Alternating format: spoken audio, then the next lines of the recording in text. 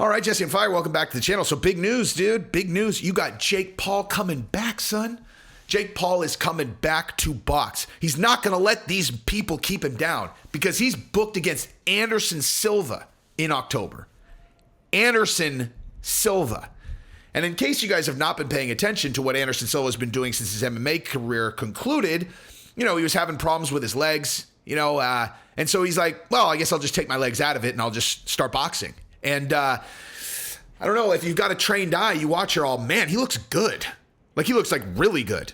Most of these guys who go from Muay Thai to boxing, they don't really, it doesn't look right. He looks like a boxer. As a matter of fact, he fought Julio Cesar Chavez Jr. and he beat him. He also knocked out Tito Ortiz very, very quickly in what I would imagine is a work. Tito's shameless, dude. He doesn't care at all. He's all, yeah, they could still book me. He's all, listen, I need each of you guys to go put 10 grand on Tito to lose in the first round by knockout. They're all, how many times are you doing this? He's like, 20.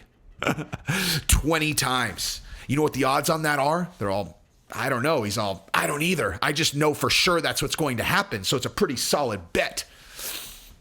But anyway, so props to Jake Paul. I'm serious, dude. Jake Paul, listen, at this point, I'm going to be you know what today's going to be? Today's going to be the day of me giving props to people who deserve props, okay? Because right now I'm going to do this video. I'm going to give props to Jake Paul for taking on this particular fight against Anderson Silva, which is like, dude, it's a big task, dude. A big task. I'm going to give him huge props here. Then I'm going to talk in my next video about Ariel Helwani almost getting killed on his own show, and I'm going to give him a lot of props there. And then I'm going to talk about MMA Guru's fans getting the biggest W that any group of fans have ever gotten for a YouTube channel ever. Those are going to be my 3 videos today. Nothing but just showing love to everybody today. But first, like I said, in this video, we're going to talk about Jake Paul. Now, if you like the content, go ahead and subscribe and ring the bell. You're like, man, I like this guy's jib. He just likes to give props to people. He's so positive. Also, sounds like he might kind of know what he's talking about sometimes when it comes to fighting. So, I'm going to subscribe. Like that. Yeah, that's exactly how this should go. But yeah, I mean, dude, at the end of the day, Jake Paul was a Nickelodeon kid. I mean, I'm going to do this exercise again. He was a Nickelodeon kid. Okay? A Nickelodeon kid. If someone would have said, you see that guy right there on Nickelodeon? In fill in the blank, however many years, we'll call it 6 years, he's going to be fighting Anderson Silva after having knocked out Ben Askren and beating Tyron Woodley twice, including starching him the second time. And I really, really want to stress the likelihood of Jake Paul starching Tyron Woodley at the time that we're doing this thought exercise. Okay? When he is at Nickelodeon, the idea that there is a world where he starches Tyron Woodley is the same as if I was like, so what do you think the odds are that, I don't know, I honestly can't even think of something as impossible. Because if what I was going to say is that Jesse on Fire will be the most famous podcaster on planet Earth in 1 year.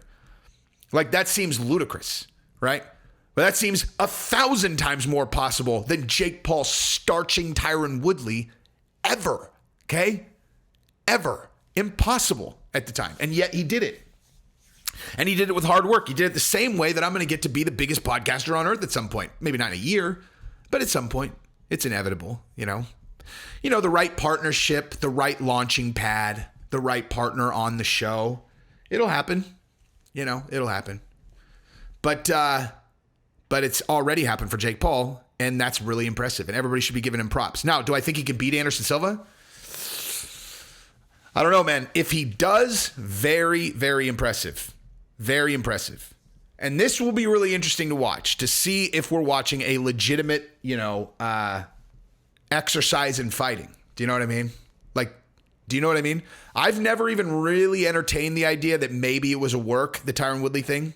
I've never really even entertained that because, I don't know, looks like, well, again, just to go over that again, just because there was so much, look, he signaled to him. He went like this, and then Tyron dropped his hand, and pow, he's unconscious. It's Well, he also went like this to block a body shot. And listen,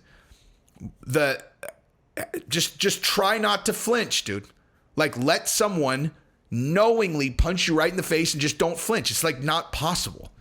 Like, your body won't let you do that. So I just don't even see how it's possible that knockout would have been a work. But we'll see. You know, if he starches Anderson Silva also, I mean, I would just be like, this is either someone who's on a trajectory towards like superstardom, like legitimate, like, you know, like he might actually have a real future here in boxing. That's the other thing. I want to tell you guys what I think. I want to tell you what I think is the move for Jake Paul. Okay. Now, this Anderson Silva thing, good. He should definitely do this fight. It's a big name. He can do, like, good. I think he should really, honest to God, let everyone know that he's on the way to a title. Stop feeling like you need to sell out pay-per-views for a few fights. Like, don't worry about it. Don't worry about having to sell out pay-per-views. Because in all honesty, what would really build interest in the Jake Paul story is if everyone knows what he's after is to be the real champion in boxing, and that, like, he's taken these smaller fights. He's on the undercard of some other fight, right? And people, like, that would drive tons of interest. So people would be like, wait, who? Jake Paul, he's fighting on the undercard. Who's he fighting against? It's like, I don't know. Let's pretend like we know this boxer that he's fighting against. But it's all like put him on the trajectory of a boxer trying to become the champion of win a belt, win a WBC belt. You know what I mean? Because that'll drive real interest. Like this thing, with Anderson Silva, you're still doing the sideshow thing. You're still doing the thing where you're just trying to sell one big blowout event. He's not on the path towards a real championship. And I think that the move is to do that. Now, at the same time, if he gets beat, then you miss out on all the money you would have made doing a Nate Diaz fight and doing an Anderson Silva fight and doing all this. I mean, I understand that. But man, would that be much more exciting in the event that he was able to win, like string some wins together, you know, and he actually put some wins together, and then he starts and like he's training all the time, and then he gets to fight some real guys. I'm telling you, dude, that would be incredible. If you guys think he's like, oh, he could never do that. He could never be good enough to actually take a run. Bullshit. And I'll tell you why I say bullshit is because it was already impossible what he did. It's already impossible. And Deontay Wilder, look at him. Oh, God, the guy doesn't know how to box. Eventually, he's going to run into someone who knows how to box. It took him all the way up to fucking Tyson Fury before he found someone that could beat him. You know, he doesn't know shit about boxing, man. All he has is power. All Deontay Wilder has is power. As soon as he runs into a real boxer, he's going to get beat down. He's going to get fucked up, man. He's going to get fucked up. And he just knocked every single person out until he ran into the best boxer in the history of the heavyweight division. I mean, you know, and fought him tough 3 times. 3 fucking times. A draw in the first one.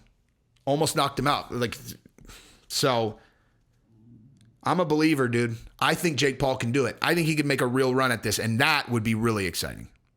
But anyway, Anderson Silva in October, that'll be awesome. So that's what I got. Subscribe to the channel, dog. And if you don't, then you don't love what?